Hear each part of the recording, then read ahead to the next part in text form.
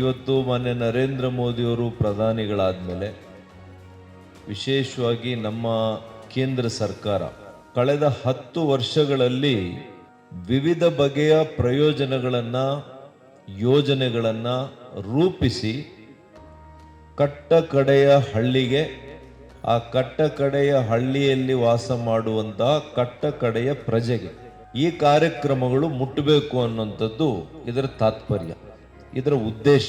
ಆದರೆ ಅನೇಕ ಜನರಿಗೆ ಅರ್ಹತೆ ಇದ್ರೂ ಕೂಡ ಫಲ ಸಿಗ್ತಾ ಇಲ್ಲ.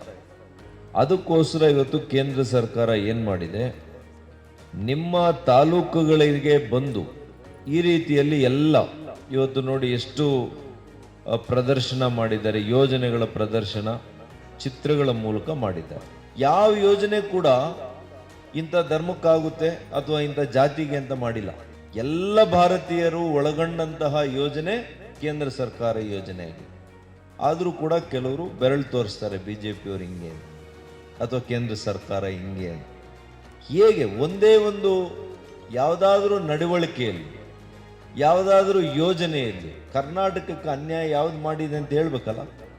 ಹಾಗಾಗಿ ಯಾವಾಗಲೂ ಕೂಡ ಸ್ಟ್ರಾಂಗ್ ಸೆಂಟರ್, ಸ್ಟ್ರಾಂಗ್ ಸ್ಟೇಟ್ ಇರಬೇಕು.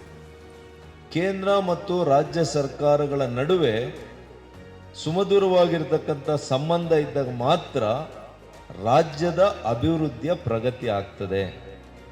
ಈ ರೀತಿಯ ಒಂದು ಸ್ನೇಹಮಯ ವಾತಾವರಣದಿಂದ ಒಂದು ರೀತಿಯಲ್ಲಿ ಸಹಮತ ಇಟ್ಕೊಂಡು ಪರಸ್ಪರ ಸಹಕಾರದೊಂದಿಗೆ ಕೇಂದ್ರ ಮತ್ತು ರಾಜ್ಯ ಸರ್ಕಾರಗಳನ್ನು ನಡ್ಕೊಂಡಾಗ ರಾಜ್ಯದ ಜನರಿಗೆ, ದೇಶಕ್ಕೆ ಒಳ್ಳೆಯದಾಗ್ತದೆ.